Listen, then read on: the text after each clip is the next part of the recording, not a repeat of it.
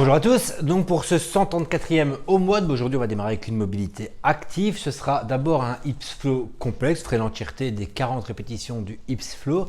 Ensuite vous allez cumuler 3 minutes dans une position de hollow hold, donc vous n'êtes pas du tout obligé plutôt de faire 3 minutes unbroken. Si vous êtes capable de le faire, évidemment faites-le. Le but c'est quand même d'avoir une belle position, donc ça ne sert à rien de faire un long temps si vous perdez la position pendant la moitié de ce temps. Privilégiez de faire des petites séries avec peu de repos tant que vous avez une bonne position de hollow hold. 15 fois un stretch push-up, vous passerez à chaque fois 3 secondes de pause au top de votre mouvement. Attention, si vous ne savez pas faire de push-up correct, ça reste aussi du warm-up. Donc même si vous savez faire en WOD, mais qu'en warm-up vous ne les faites pas, n'oubliez pas d'essayer de descendre toujours avec la poitrine en premier au sol. Mais par contre, vous pouvez vous aider des hanches pour remonter. 30 fois un air swim, vous ferez bien attention de ne pas toucher les fessiers avec la main qui va derrière. Et 15 fois le squat plus double knee touch.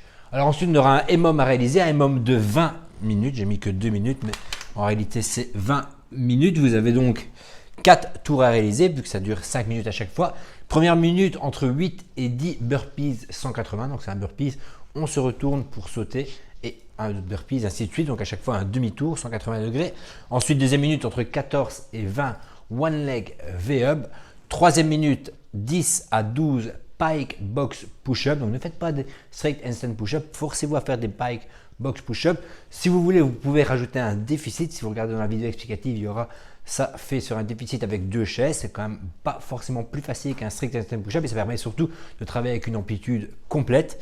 Ensuite, 8 à 12 Bulgarian split squats. C'est évidemment 8 à 12 de chaque jambe. Et si pour vous 12 c'est trop facile, vous pouvez clairement vous lester. N'oubliez pas quand même que c'est à faire dans la minute. Et la 5e minute sera une minute de pause. Tout ça, ça donne un round. Et vu que ça dure 20 minutes, vous ferez 4 rounds au total. Alors, il n'y a pas une énorme intensité à mettre aujourd'hui dans le EMOM. Le but, c'est surtout que ce soit correctement réalisé. C'est beaucoup de mouvements stricts et de force. À part les burpees qui vont quand même vraiment monter votre cardio. Au niveau des one leg V-hub, ce sera quand même assez large pour la minute pour la réaliser. Soyez vraiment propre sur vos strict pike push-up et sur vos Bulgarian split squat, même et surtout si vous rajoutez de la charge. Le but, c'est surtout qu'il soit bien réalisé. Et nous, on se reverra demain pour le WOD 135.